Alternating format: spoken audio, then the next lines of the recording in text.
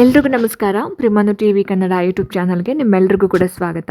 ಸ್ನೇಹಿತರೆ, ಇವತ್ತಿನ ವಿಡಿಯೋದಲ್ಲಿ 7ನೇ ತರಗತಿಯ ಸಮಾಜ ವಿಜ್ಞಾನಕ್ಕೆ ಸಂಬಂಧಪಟ್ಟ ಹಾಗೆ ಅಧ್ಯಾಯ 1 ಮತ್ತು ಅಧ್ಯಾಯ 2ರ ಬಹು ಆಯ್ಕೆಯ ಪ್ರಶ್ನೋತ್ತರಗಳನ್ನ ತೊಗೊಂಡು ಬಂದಿದ್ದೀನಿ. ಸೊ ಇದು ನಿನ್ನೆ ಅಪ್ಲೋಡ್ ಮಾಡಿರ್ತಕ್ಕಂತಹ ವಿಡಿಯೋದ ಮುಂದುವರೆದ ಭಾಗ ಆಗಿರುತ್ತೆ.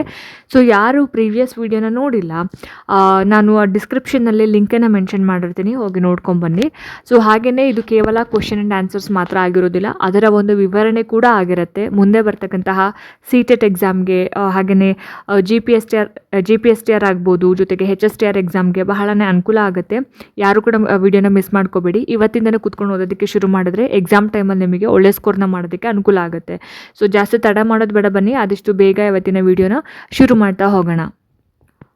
ಸ್ನೇಹಿತರೆ, ಇವತ್ತಿನ ವಿಡಿಯೋದ ಮೊದಲನೇ ಪ್ರಶ್ನೆ ನೋಡಿ, ಈ ರೀತಿ ಇದೆ: ಮೊಹಮ್ಮದ್ಸ್ ಸಕ್ಸೆಸರ್ಸ್ ಆರ್ ಕಾಲ್ಡ್ ಡ್ಯಾಶ್ ಅಂತ. ಸೊ ಇಲ್ಲಿ ಸಕ್ಸೆಸರ್ಸ್ ಅಂತ ಹೇಳಿದ್ರೆ ಉತ್ತರಾಧಿಕಾರಿಗಳು ಅಂತ ಹೇಳ್ತೀವಿ. ಅಂದರೆ ಮೊಹಮ್ಮದ್ ಪೈಗಂಬರರೇನಿದ್ದಾರೆ ಅವರ ಉತ್ತರಾಧಿಕಾರಿಗಳನ್ನು ನಾವು ಏನಂತ ಹೇಳಿ ಕರಿತೀವಿ ಅಂತ ಹೇಳಿಬಿಟ್ಟು ಪ್ರಶ್ನೆ ಇರೋದು.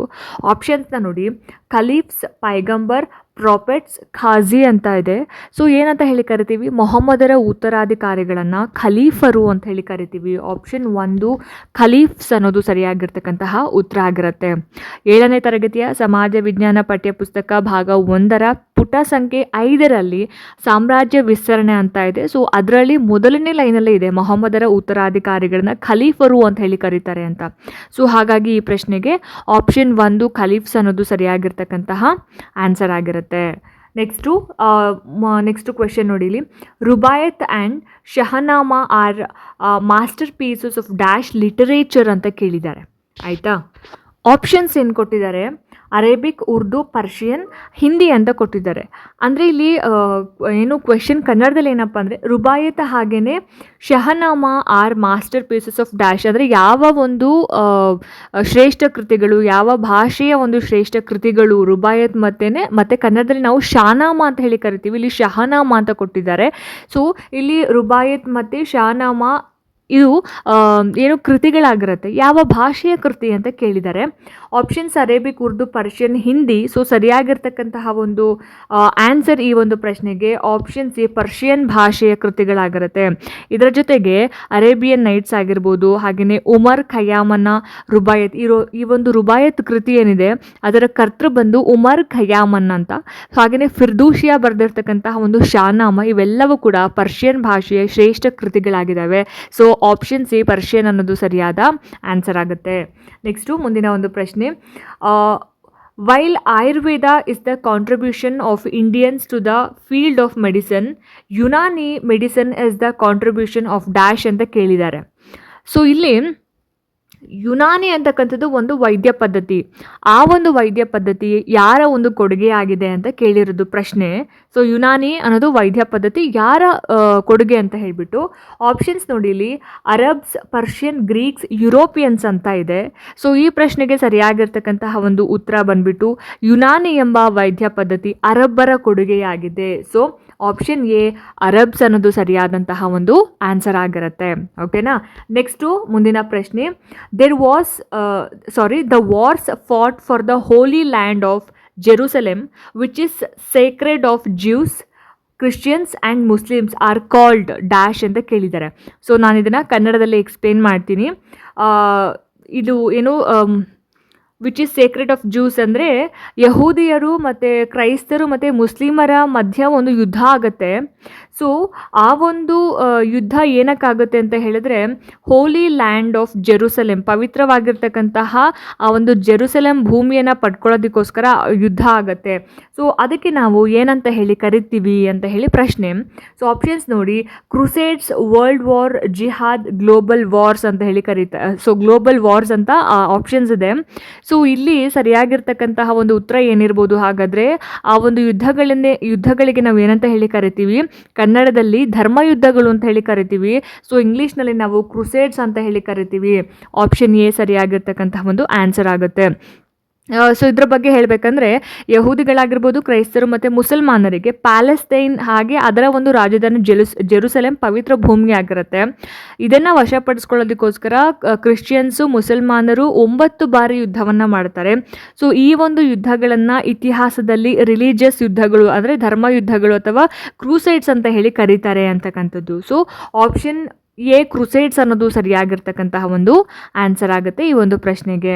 ನೆಕ್ಸ್ಟು ಮುಂದಿನ ಪ್ರಶ್ನೆ, which of the following statements are true about Kublai Khan ಅನ್ನೋದು. ಸೊ ಇಲ್ಲಿ ಕುಬ್ಲಾಯ್ ಖಾನ್ ಏನಿದ್ದಾನೆ ಅವನ ಬಗ್ಗೆ ಒಂದು ಸ್ಟೇಟ್ಮೆಂಟ್ಸ್ನ ಕೊಟ್ಟಿದ್ದಾರೆ. ಸೊ ಆ ಒಂದು ಸ್ಟೇಟ್ಮೆಂಟ್ಸಲ್ಲಿ ಯಾವುದು ರಾಂಗ್ ಅಥವಾ ಯಾವುದು ರೈಟ್ ಅನ್ನೋದನ್ನು ನಾವು ಹೇಳಬೇಕಾಗುತ್ತೆ.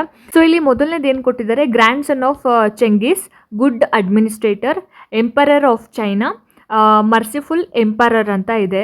ಸೊ ಇದರಲ್ಲಿ ಸಂಕೇತಗಳ ಮುಖಾಂತರ ನಾವೇನು ಮಾಡಬೇಕಾಗುತ್ತೆ, ಆಯ್ಕೆಯನ್ನು ಆನ್ಸರ್ನ ಹೇಳಬೇಕಾಗುತ್ತೆ. Option A 1 and 3 are correct, option B 1 and 2 and 3 are correct, option C all of the above are correct, none of the above is correct ಅಂತ ಕೊಟ್ಟಿದ್ದಾರೆ. ಸೊ ಈ ಪ್ರಶ್ನೆಗೆ ಸರಿಯಾಗಿರ್ತಕ್ಕಂತಹ ಒಂದು ಆನ್ಸರ್ ಏನಿರ್ಬೋದು ಅಂತ ಹೇಳಿದ್ರೆ, ಸೊ ಆಪ್ಷನ್ ಸಿ ಏನಿದೆ ಅಲ್ಲ, ನೋಡಿ ಇಲ್ಲಿ all of the above are correct ಅನ್ನೋದು ಸರಿಯಾದ ಒಂದು ಆನ್ಸರ್ ಆಗುತ್ತೆ. ಸೊ ಇಲ್ಲಿ ಕುಬ್ಲಾಯ್ ಖಾನ್ ಯಾರು ಅನ್ನೋದನ್ನು ನಾವು ತಿಳ್ಕೊಬೇಕಾಗುತ್ತೆ. ಸೊ ಕುಬ್ಲಾಯ್ ಖಾನ್ ಯಾರು ಅಂತ ಹೇಳಿದ್ರೆ, ಚೆಂಗಿಸ್ ಖಾನ್ ಅನ್ನೋನು ಮಂಗೋಲರನ್ನು ಒಂದುಗೂಡಿಸಿ ಒಂದು ವಿಶಾಲವಾಗಿರ್ತಕ್ಕಂತಹ ಸಾಮ್ರಾಜ್ಯವನ್ನು ಕಟ್ತಾನೆ ಚೆಂಗಿಸ್ ಖಾನನ ಮೊಮ್ಮಗ ಕುಬ್ಲಾಯ್ ಖಾನ್. ಸೊ ಈ ಕುಬ್ಲಾಯ್ ಖಾನ್ ಚೀನಾ ದೇಶದ ಚಕ್ರವರ್ತಿ ಆಗಿರ್ತಾನೆ, ಒಳ್ಳೆಯ ಆಡಳಿತಗಾರ ಆಗಿರ್ತಾನೆ, ದಯಾಳು ಸಾಮ್ರಾಟ ಆಗಿರ್ತಾನೆ. ಸೊ ಬಹಳಷ್ಟು ಜನಪರ ಇನ್ನು ಕೆಲಸಗಳನ್ನು ಇವನು ಕೈಗೊಂಡಿರ್ತಾನೆ. ಸೊ ಹಾಗಾಗಿ ಇಲ್ಲಿ ಅದನ್ನೇ ಕೊಟ್ಟಿದ್ದಾರೆ ನೋಡಿ, ಗ್ರ್ಯಾಂಡ್ ಸನ್ ಆಫ್ ಚೆಂಗಿಸ್ ಖಾನನ ಮೊಮ್ಮಗ, ಅದು ಕೂಡ ಕರೆಕ್ಟ್ ಆಗಿದೆ. ಆ್ಯಂಡ್ ಗುಡ್ ಅಡ್ಮಿನಿಸ್ಟ್ರೇಟರ್, ಏನೋ ಒಬ್ಬ ಉತ್ತಮ ಆಡಳಿತಗಾರ, ಇದು ಕೂಡ ಕರೆಕ್ಟ್ ಆಗಿದೆ. ಆ್ಯಂಡ್ ಎಂಪರರ್ ಆಫ್ ಚೀನಾದ ಚಕ್ರವರ್ತಿ, ಇದು ಕೂಡ ಕರೆಕ್ಟ್ ಆಗಿದೆ. ಜೊತೆಗೆ ದಯಾಳು ಸಾಮ್ರಾಟನಾಗಿದ್ದ, ಮರ್ಸಿಫುಲ್ ಎಂಪರರ್. ಸೊ ಹಾಗಾಗಿ ಈ ಒಂದು ಏನು ಡೆಫಿನೇಷನ್ ಏನಿದೆ ಅಲ್ಲ, ಪುಟ ಸಂಖ್ಯೆ 7 ಅಧ್ಯಾಯ 1 7ನೇ ತರಗತಿಯ ಸಮಾಜ ವಿಜ್ಞಾನ ಪಠ್ಯಪುಸ್ತಕ ಭಾಗ 1ರಲ್ಲಿ ಬರುತ್ತೆ. ಸೊ ಹಾಗಾಗಿ ನೀವು ಪಠ್ಯಪುಸ್ತಕವನ್ನು ಓದೋದು ಇಂಪಾರ್ಟೆಂಟ್ ಆಗುತ್ತೆ. ಸೊ ಅದಕ್ಕೋಸ್ಕರ ನಾನು ಪ್ರಶ್ನೆ ಜೊತೆಗೆ ಅದರ ಒಂದು ಎಕ್ಸ್ಪ್ಲನೇಷನ್ ಕೂಡ ಕೊಡ್ತಾ ಇದ್ದೀನಿ. ಸೊ ನೆಕ್ಸ್ಟ್ ನೋಡಿ ಇಲ್ಲಿ, the Ottoman military state was founded by dash ಅಂತ ಕೇಳಿದ್ದಾರೆ, ಆಯಿತಾ. ಸೊ ಆಟೋಮನ್ ಮಿಲಿಟರಿ ಅಂದರೆ ಆಟೋಮನ್ ಅಂತಕ್ಕಂತಹ ಒಂದು ಮಿಲಿಟರಿ ರಾಜ್ಯವನ್ನು ಕಟ್ಟಿದವರು ಯಾರು ಅಂತ ಹೇಳಿ ಕೇಳಿರೋದು.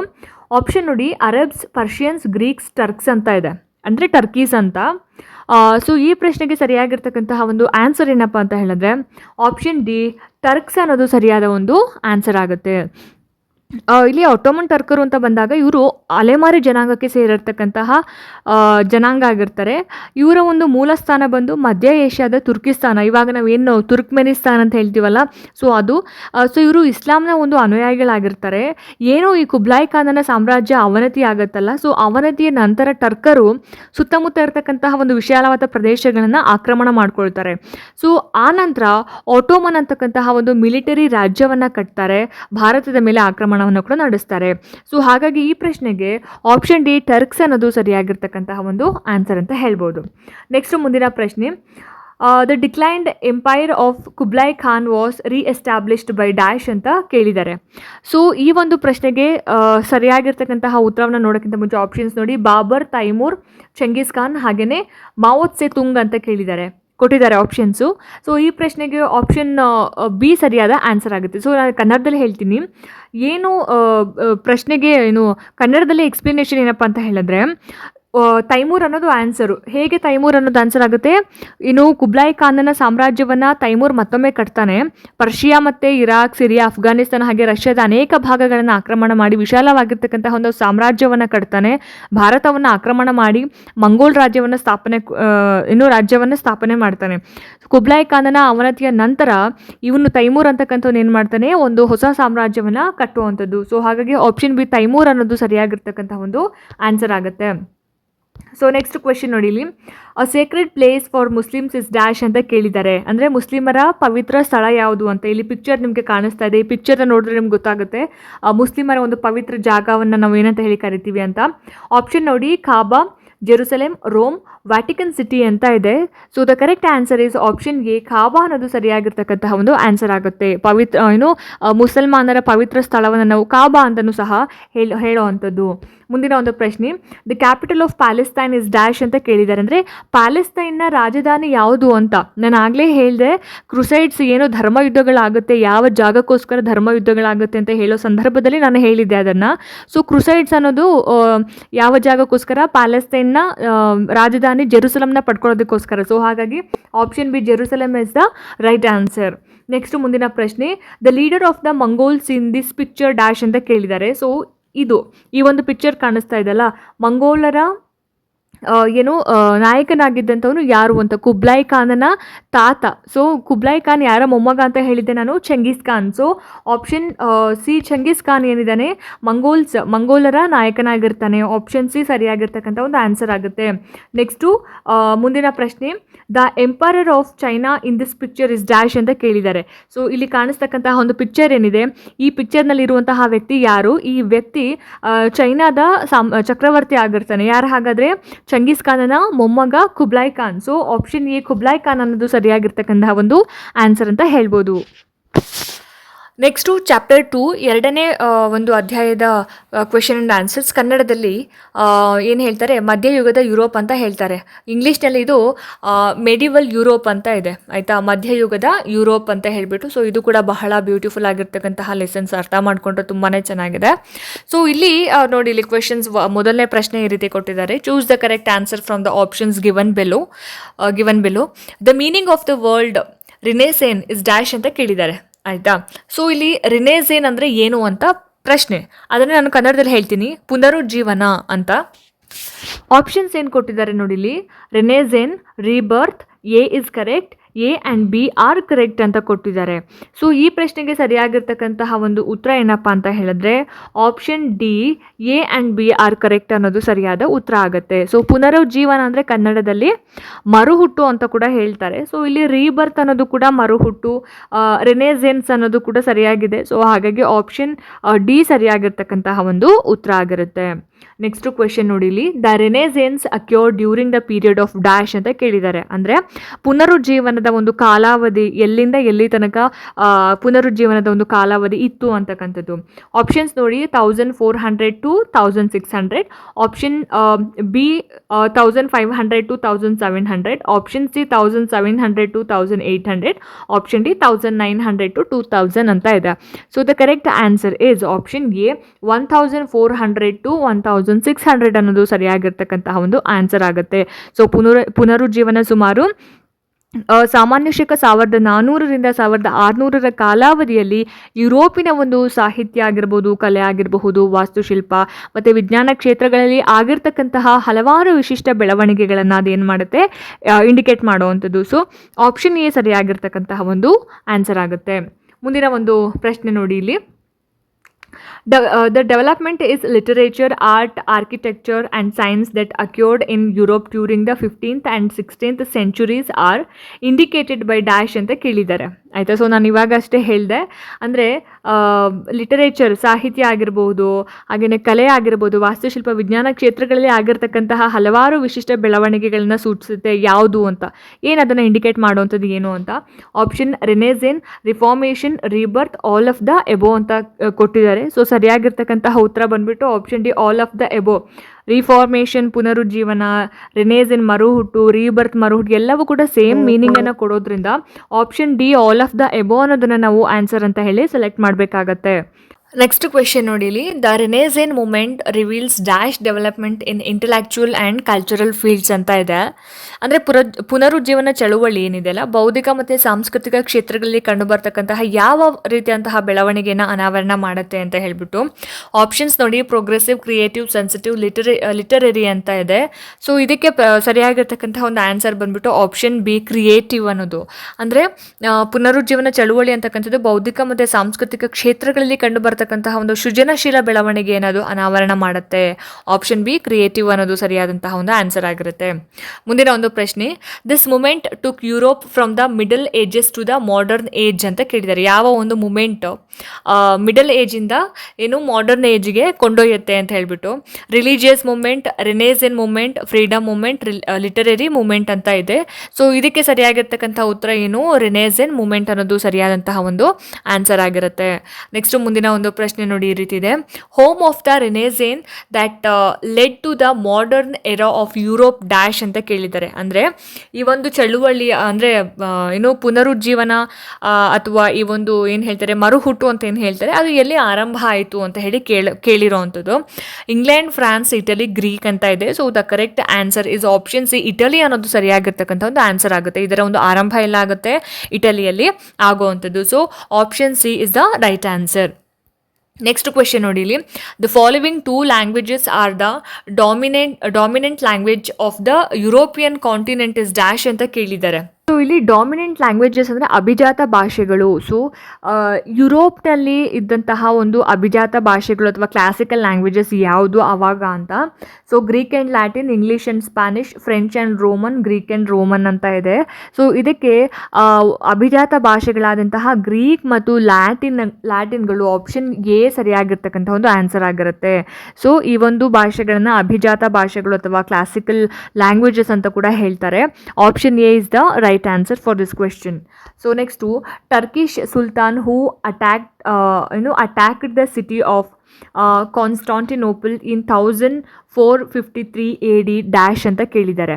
ಅಂದರೆ 1453ರಲ್ಲಿ ಏನು ಕಾನ್ಸ್ಟಾಂಟಿನೋಪಲ್ ಮೇಲೆ ಅಟ್ಯಾಕ್ ಮಾಡಿದ್ರು ಟರ್ಕಿಷ್ನ ಸುಲ್ತಾನ ಯಾರು, ಯಾವ ಒಬ್ಬ ಟರ್ಕಿಷ್ನ ಸುಲ್ತಾನ ಕಾನ್ಸ್ಟಾಂಟಿನೋಪಲ್ ನಗರದ ಮೇಲೆ ಆಕ್ರಮಣ ಮಾಡಿದ್ರು ಅಂತ ಕೇಳಿರುವಂಥದ್ದು.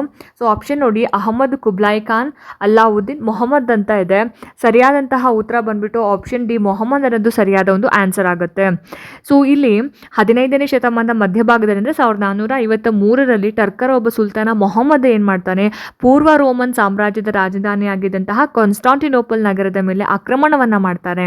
ಸೊ ಆ ಒಂದು ಆಕ್ರಮಣದಲ್ಲಿ ಟರ್ಕರ್ ಏನು ಮಾಡ್ತಾರೆ, ಟರ್ಕರು ಚಕ್ರವರ್ತಿ ಕಾನ್ಸ್ಟಾಂಟೈನಿಂದ ಈ ಒಂದು ನಗರವನ್ನು ವಶಪಡಿಸ್ಕೊಳ್ತಾರೆ. ಸೊ ಹಾಗಾಗಿ ಮೊಹಮ್ಮದ್ ಅನ್ನೋದು ಸರಿಯಾಗಿರ್ತಕ್ಕಂತಹ ಒಂದು ಆನ್ಸರ್ ಆಗುತ್ತೆ. ಟರ್ಕರ ಸುಲ್ತಾನ ಮೊಹಮ್ಮದ್ ಏನು ಮಾಡ್ತಾನೆ, ಕಾನ್ಸ್ಟಾಂಟಿನೋಪಲ್ ಮೇಲೆ ಏನೋ ಆಕ್ರಮಣವನ್ನು ಮಾಡುವಂಥದ್ದು. Next, German scientist who invented the printing press ಅಂತ ಕೇಳಿದ್ದಾರೆ. ಸೊ ಯಾವ ಒಬ್ಬ ಜರ್ಮನ್ ಸೈಂಟಿಸ್ಟ್ ಪ್ರಿಂಟಿಂಗ್ ಪ್ರೆಸ್ ಅಂದರೆ ಮುದ್ರಣ ಯಂತ್ರವನ್ನು ಯಾರು ಕಂಡುಹಿಡಿದಿದ್ದು ಅಂತ ಹೇಳಿಬಿಟ್ಟು. ಆಪ್ಷನ್ ನೋಡಿ ಇಲ್ಲಿ, John Wright, Marconi, John Gutenberg, William Harvey ಅಂತ ಇದೆ. ಸೊ ಸರಿಯಾಗಿರ್ತಕ್ಕಂತಹ ಉತ್ತರ ಏನಿರ್ಬೋದು ಹಾಗಾದರೆ ಆಪ್ಷನ್ ಸಿ, ಜಾನ್ ಗುಟೆನ್ಬರ್ಗ್ ಅನ್ನೋದು ಸರಿಯಾದ ಆನ್ಸರ್ ಆಗುತ್ತೆ. ಸಾಮಾನ್ಯ ಶಕ 1450ರಲ್ಲಿ ಏನಾಗುತ್ತೆ, ಜರ್ಮನಿಯ ಜಾನ್ ಗುಟೆನ್ಬರ್ಗ್ ಅನ್ನುವಂಥವನು ಮೇನ್ಸ್ ಅಂತಕ್ಕಂತಹ ಒಂದು ಪಟ್ಟಣದಲ್ಲಿ ಇರುವಂತಹ ತನ್ನ ಮುದ್ರಣಾಲಯದಲ್ಲಿ ಚಲಿಸ್ತಕ್ಕಂತಹ ಒಂದು ಅಚ್ಚಿನ ಮೊಳೆಗಳನ್ನು ಅವನು ಬಳಸ್ತಾನೆ. ಸೊ ಇದಕ್ಕೆ ಮುಂಚೆ ಏನು ಹೇಳ್ತಾ ಇದ್ರು, ಬ್ಲಾಕ್ಸ್ ಅಥವಾ ಪಡಿಯಚ್ಚು ಅಂತ ಹೇಳಿ ಕರಿತಾ ಇದ್ರು, ಅದನ್ನು ಬಳಸ್ತಾ ಇದ್ರು. ಸೊ ಹೊಸ ತಂತ್ರಜ್ಞಾನ ಬಹಳ ವೇಗವಾಗಿ ಇಡೀ ಯುರೋಪಿನಲ್ಲಿ ಹಬ್ಬತ್ತೆ. ಸೊ ಹಾಗಾಗಿ ಆಪ್ಷನ್ ಸಿ, ಜಾನ್ ಗುಟೆನ್ಬರ್ಗ್ ಅನ್ನೋದು ಸರಿಯಾಗಿರ್ತಕ್ಕಂತಹ ಒಂದು ಆನ್ಸರ್ ಆಗುತ್ತೆ. ಸೊ ಇಲ್ಲಿ 10th ಒಂದು ಕ್ವೆಶನ್ ನೋಡಿ ಇಲ್ಲಿ.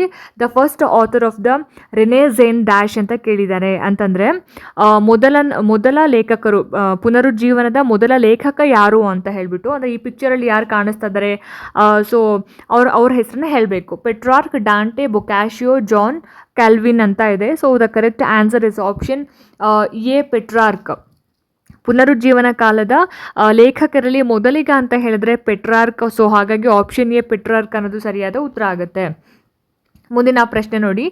ಸೊ ಮೊದಲನೇ ಒಂದು ಪದಕ್ಕೆ ಸಂಬಂಧಪಟ್ಟ ಹಾಗೆ ಎರಡನೇ ಪದವನ್ನು ಹೇಳಿದ್ದಾರೆ. ಸೊ ಮೂರನೇ ಪದ ಏನಿದೆ ಅದನ್ನು ಐಡೆಂಟಿಫೈ ಮಾಡಿ ಅದಕ್ಕೆ ಸಂಬಂಧಪಟ್ಟ ನಾಲ್ಕನೇ ಪದವನ್ನು ನಾವು ಹೇಳಬೇಕಾಗತ್ತೆ. So Dante the Divine Comedy, Boccaccio dash ಅಂತ ಹೇಳಿದ್ದಾರೆ. ಸೊ ಡಾಂಟೆ ಅಂತಕ್ಕಂಥವ್ನು ಏನಿದ್ದಾನೆ, ಡಿವೈನ್ ಕಾಮಿಡಿ ಅಂತಕ್ಕಂತಹ ಒಂದು ಕೃತಿಯನ್ನು ಬರೀತಾನೆ, ಕಾವ್ಯ. ಸೊ ಇಲ್ಲಿ ನೆಕ್ಸ್ಟು ಬೊಕ್ಯಾಶಿಯೋ ಏನನ್ನ ಬರೆದಿದ್ದಾನೆ ಅಂತ ಹೇಳಿಬಿಟ್ಟು ಕೇಳಿದ್ದಾರೆ. ಆಪ್ಷನ್ ನೋಡಿ, ಕಿಂಗ್ ಲಿಯರ್, ದ ಪ್ರಿನ್ಸ್, ಡೆಕಮರೂನ್, ಮ್ಯಾಕ್ಬೆತ್ ಅಂತ. ಸೊ ಇಲ್ಲಿ ಸರಿಯಾಗಿರ್ತಕ್ಕಂತಹ ಉತ್ತರ ಏನು, ಬೊಕ್ಯಾಶಿಯೋ ಅಂತಕ್ಕಂತಹ ಒಬ್ಬ ಕುಶಲ ಕಥೆಗಾರ ಡೆಕಮರೂನ್ ಅಂತಕ್ಕಂತಹ ಒಂದು ಸಾಹಿತ್ಯವನ್ನು ಬರೀತಾನೆ. Option C. ಸೊ ಮ್ಯಾಕ್ಬೆತ್ ಅನ್ನೋದೇನಿದೆಲ್ಲ ಅದು ಬಂದ್ಬಿಟ್ಟು ವಿಲಿಯಂ ಶೇಕ್ಸ್ಪಿಯರ್, ಮ್ಯಾಕ್ಬೆತ್ ಆಗಿರ್ಬೋದು, ಹಾಗೆಯೇ ಇನ್ನೊಂದು ಕಿಂಗ್ ಲಿಯರ್ ಆಗಿರ್ಬೋದು, ಇದೆಲ್ಲವೂ ಕೂಡ ಯಾರ ಒಂದು ಕೃತಿಗಳಾಗಿದ್ದಾವೆ, ಶೇಕ್ಸ್ಪಿಯರ್ನ ಒಂದು ಕೃತಿಗಳಾಗಿರುವಂಥದ್ದು. ಸೊ ಹಾಗಾಗಿ ಆಪ್ಷನ್ ಬಿ ಸರಿಯಾಗಿರ್ತಕ್ಕಂತಹ ಆನ್ಸರ್ ಆಗುತ್ತೆ. ನೆಕ್ಸ್ಟ್ ಕ್ವೆಶನ್ ನೋಡಿ, one who satirized the medieval knights in his famous literary work Don Quixote is dash ಅಂತ ಕೇಳಿದ್ದಾರೆ. ಅಂದರೆ ಇಲ್ಲಿ ನೈಟ್ಸ್ ಅಂತ ಹೇಳಿದ್ರೆ ಏನು ಹೇಳ್ತಾರೆ, ಸರದಾರರು ಅಂತ ಕೂಡ ಹೇಳ್ತಾರೆ. ಅಂದರೆ ರಾಜರ ಮಿಲಿಟರಿಯಲ್ಲಿ ಅಪ್ರತಿಮ ಸೇವೆಯನ್ನು ಸಲ್ಲಿಸ್ತಾ ಇದ್ದವ್ರಿಗೆ ನೀಡ್ತಕ್ಕಂತಹ ಒಂದು ಸೇವಾ ಮಾನ್ಯತೆಯನ್ನು ಸರದಾರ ಅಂತ ಹೇಳಿ ಕರೆಯುವಂಥದ್ದು. ಸೊ ಇದನ್ನು ತನ್ನ ಒಂದು ಕೃತಿಯಲ್ಲಿ ಬಹಳನೇ ಗೇಲಿ ಮಾಡಿರ್ತಾನೆ ಒಬ್ಬ ವ್ಯಕ್ತಿ. ಅವನು ಯಾರು ಅನ್ನೋದಕ್ಕಿಂತ ಡಾನ್ ಕಿಹೋಟೆ. ಸೊ ಇದನ್ನು ಕನ್ನಡದಲ್ಲಿ ಡಾನ್ ಕಿಹೋಟೆ ಅಂತ ಕೂಡ ಕರೀತಾರೆ, ಇಂಗ್ಲೀಷ್ನಲ್ಲಿ ಡಾನ್ ಕಿಹೋಟೆ ಅಂತ ಇದೆ. ಸೊ ಈ ಒಂದು ಕೃತಿಯ ಕರ್ತೃ ಯಾರು ಅನ್ನೋದು ಪ್ರಶ್ನೆ, ಆಯಿತಾ. ಸೊ ಇಲ್ಲಿ ಸರ್ವಾಂಟೆಸ್, ಬೊಕ್ಯಾಶಿಯೋ, ಡಾಂಟೆ, ಜಾನ್ ಕೆಲ್ವಿನ್ ಅಂತ ಇದೆ. ಸೊ ಈ ಒಂದು ಪ್ರಶ್ನೆಗೆ ಸರಿಯಾದ ಒಂದು ಆನ್ಸರ್ ಬಂದ್ಬಿಟ್ಟು ಆಪ್ಷನ್ ಎ, ಸರ್ವಾಂಟೇಸ್ ಅನ್ನೋದು ಸರಿಯಾಗಿರ್ತಕ್ಕಂಥ ಒಂದು ಆನ್ಸರ್ ಆಗುತ್ತೆ. ಸೊ ಸರ್ವಾಂಟೇಸ್ ಸ್ಪೇನ್ ದೇಶದ ಪುನರುಜ್ಜೀವನ ಕಾಲದ ಮುಖ್ಯ ಸಾಹಿತಿ ಆಗಿರ್ತಾನೆ. ಇವನು ತನ್ನ ಡಾನ್ ಕಿಹೋಟೆ ಅಂತಕ್ಕಂತಹ ಒಂದು ಪ್ರಸಿದ್ಧ ಸಾಹಿತ್ಯ ಕೃತಿಯಲ್ಲಿ ಮಧ್ಯಯುಗದ ಸರದಾರರನ್ನು ಅವನು ಗೇಲಿ ಮಾಡಿ ಬರೆದಿರ್ತಾನೆ. ಸೊ ಹಾಗಾಗಿ ಆಪ್ಷನ್ ಎ ಸರಿಯಾಗಿರ್ತಕ್ಕಂತಹ ಒಂದು ಆನ್ಸರ್ ಅಂತ ಹೇಳ್ಬೋದು. ನೆಕ್ಸ್ಟ್ ಕ್ವೆಶನ್ ನೋಡಿ, the famous dramatist who composed plays like Julius Caesar, Romeo Juliet, King Lear, Macbeth is dash ಅಂತ. ಸೊ ನಾನು ಆವಾಗಲೇ ಹೇಳಿದೆ, ಮ್ಯಾಕ್ಬೆತ್ ಆಗಿರ್ಬೋದು, ಕಿಂಗ್ ಲಯರ್ ಆಗಿರ್ಬೋದು, ಇದನ್ನೆಲ್ಲ ಯಾರು ಬರೆದಿದ್ದು ಅಂತ. ಸೊ ಆಪ್ಷನ್ಸ್ ನೋಡಿ, ಜೊತೆಗೆ ಪಿಕ್ಚರ್ ಕೂಡ ಕೊಟ್ಟಿದ್ದಾರೆ ಇಲ್ಲಿ. ಸೊ ಆಪ್ಷನ್ಸ್ ನೋಡೋಣ, Dante, Cervantes, Boccaccio, William Shakespeare ಅಂತ. ಸೊ ಸರಿಯಾಗಿರ್ತಕ್ಕಂಥ ಆನ್ಸರ್ ಬಂದು ವಿಲಿಯಂ ಶೇಕ್ಸ್ಪಿಯರ್ ಅನ್ನೋದು ಸರಿಯಾದ ಉತ್ತರ ಆಗುತ್ತೆ. ಸೊ ಇಂಗ್ಲಿಷ್ ನಾಟಕಕಾರರಲ್ಲಿ ವಿಲಿಯಂ ಶೇಕ್ಸ್ಪಿಯರ್ ಪ್ರಮುಖನಾಗಿರ್ತಾರೆ. ಇವರು ಕೆಲವು ಶ್ರೇಷ್ಠ ನಾಟಕಗಳನ್ನ ರಚನೆ ಮಾಡಿರ್ತಾರೆ, ಲೈಕ್ ಜೂಲಿಯಸ್ ಸೀಸರ್ ಆಗಿರ್ಬೋದು, ರೋಮಿಯೋ ಜೂಲಿಯೆಟ್ ಆಗಿರ್ಬೋದು, ಕಿಂಗ್ ಲಿಯರ್ ಆಗಿರ್ಬೋದು, ಮ್ಯಾಕ್ಬೆತ್, ಇದೆಲ್ಲವೂ ಕೂಡ ಇವರ ನಾಟಕ ಆಗಿರುತ್ತೆ. ಸೊ ಕಾಳಿದಾಸ ಹೇಗೋ ಅವರ ಹಾಗೇನೆ ಇವರು ಒಬ್ಬ ಪ್ರತಿಭಾವಂತ ನಾಟಕಕಾರರಾಗಿದ್ರು ಅನ್ನೋದು. ಸೊ ಹಾಗಾಗಿ option D, Shakespeare is the right answer. Next ಮುಂದಿನ ಪ್ರಶ್ನೆ, the statue of David is his greatest sculpture ಅಂತ ಇದೆ. ಅಂದರೆ ಸ್ಟ್ಯಾಚ್ಯೂ ಆಫ್ ಡೇವಿಡ್, ಕನ್ನಡದಲ್ಲಿ ಡೇವಿಡ್ನ ಪ್ರತಿಮೆ ಯಾರು ನಿರ್ಮಿಸಿದಂತಹ ಒಂದು ಶ್ರೇಷ್ಠ ಪ್ರತಿಮೆ ಆಗಿದೆ ಅಂತ ಹೇಳಿಬಿಟ್ಟು. ಸೊ ಆಪ್ಷನ್ಸ್ ನೋಡಿ, ಡಾಂಟೆ, ಬೊಕ್ಯಾಶಿಯೋ, ಡೊನಾಟೆಲ್ಲೋ, ಮೈಕಲ್ ಆಂಜಲೋ ಅಂತ ಇದೆ. ಸೊ ಸರಿಯಾಗಿರ್ತಕ್ಕಂತಹ ಉತ್ತರ ಏನಿರ್ಬೋದು ಹಾಗಾದರೆ ಆಪ್ಷನ್ ಸಿ ಏನಿದೆ, ಡೊನಾಟೆಲ್ಲೋ ಅನ್ನೋದು ಸರಿಯಾದ ಆನ್ಸರ್ ಆಗುತ್ತೆ. ಸೊ ಡೊನಾಟೆಲ್ಲೋ ಆ ಕಾಲದ ಒಬ್ಬ ಮಹಾನ್ ಶಿಲ್ಪಿ ಆಗಿರ್ತಾನೆ, ಮತ್ತು ಇವನು ನಿರ್ಮಿಸಿದಂತಹ ಒಂದು ಪ್ರತಿಮೆ ಅಂತ ಬಂದಾಗ ಡೇವಿಡ್ ಪ್ರತಿಮೆ ಬಹಳ ಶ್ರೇಷ್ಠವಾಗಿರುವಂಥದ್ದು. ಸೊ ಸ್ಟ್ಯಾಚ್ಯೂ ಆಫ್ ಡೇವಿಡ್ ಅಂತ ಹೇಳಿ ಕರಿತೀವಿ. ಸೊ ಹಾಗಾಗಿ ಆಪ್ಷನ್ ಸಿ ಸರಿಯಾಗಿರ್ತಕ್ಕಂತಹ ಒಂದು ಆನ್ಸರ್ ಆಗುತ್ತೆ. ನೆಕ್ಸ್ಟ್ ಪ್ರಶ್ನೆ ನೋಡಿ ಇಲ್ಲಿ, this dash statue by Michelangelo is magnificent ಅಂತ ಕೇಳಿರೋದು. ಅಂದರೆ ಮೈಕಲ್ ಆಂಜಲೋ ನಾವು ಒಂದು ಭವ್ಯವಾಗಿರ್ತಕ್ಕಂತಹ ಒಂದು ಪ್ರತಿಮೆ ಯಾವುದು ಅಂತ, ಮೈಕಲ್ ಆಂಜಲೋ ನಿರ್ಮಿಸಿದಂತಹ ಒಂದು ಭವ್ಯವಾದ ಪ್ರತಿಮೆ ಯಾವುದು ಅಂತ ಕೇಳಿದ್ದಾರೆ. ಸೊ ಆಪ್ಷನ್ಸ್ ನೋಡಿ, Jesus, Moses, Mona Lisa, Virgin on the rock ಅಂತ ಇದೆ. So the correct answer is option B, Moses ಅನ್ನೋದು ಸರಿಯಾದ ಆನ್ಸರ್ ಆಗುತ್ತೆ. ಸೊ ಮೈಕಲ್ ಆಂಜಲೋ ನಿರ್ಮಿಸಿದಂತಹ ಮೋಸೆಸ್ ಪ್ರತಿಮೆ ಬಹಳ ಭವ್ಯವಾಗಿದೆ. ಸೊ ಮ್ಯಾಗ್ನಿಫಿಷಿಯಂಟ್ ಅಂತ ಹೇಳಿದ್ರೆ ಭವ್ಯವಾಗಿರೋದು ಅಂತ ಅರ್ಥ ಆಗುತ್ತೆ. ಸೊ ಹಾಗಾಗಿ ಆಪ್ಷನ್ ಬಿ ಸರಿಯಾಗಿರ್ತಕ್ಕಂತಹ ಒಂದು ಉತ್ತರ ಅಂತ ಹೇಳ್ಬೋದು.